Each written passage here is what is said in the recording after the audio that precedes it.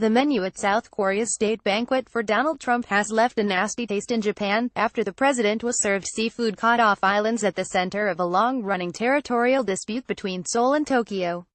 Japanese officials have also complained about the decision to invite a former wartime sex slave to the event, held earlier this week during the second leg of Trump's five-nation tour of Asia.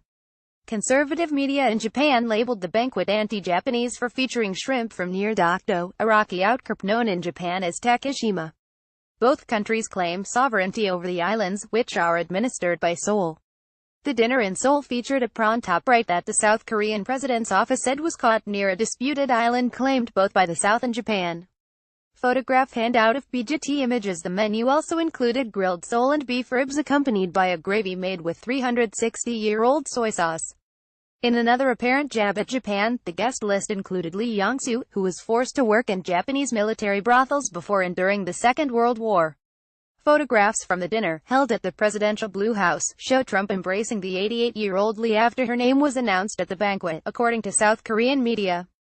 Japan's top government spokesman, Yoshihide Suga, wondered if it had been wise to make such diplomatically sensitive gestures at a time when Japan, the US and South Korea were attempting to pressure North Korea into giving up its ballistic missile and nuclear weapons programs.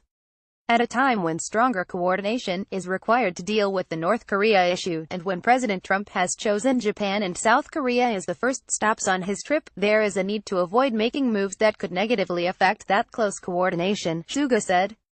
The Korea Herald quoted a South Korean presidential spokesman as saying Lee's invitation was designed to deliver a message to Trump and ask him to have a balanced view of the comfort woman issue and historical dispute between South Korea and Japan.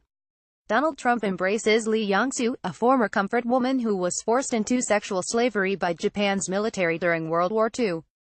Photograph YONHAPAAP. Japan has lodged a protest through diplomatic channels, according to Kyodo News, describing Lee's presence as going against the spirit of a 2015 agreement on the comfort women, a euphemism for as many as 200,000 women, mostly from the Korean peninsula, who were coerced into working in Japanese frontline brothels before and during the Second World War.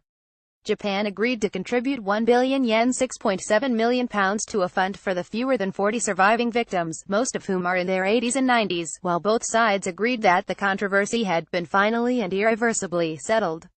The 2015 deal has come under strain in recent months, however, over the installation of statues symbolizing former sex slaves in South Korea and overseas. South Korea's Liberal President, Moon Jae-in, has ordered a review of the agreement, saying it does not reflect the wishes of the majority of the South Korean people.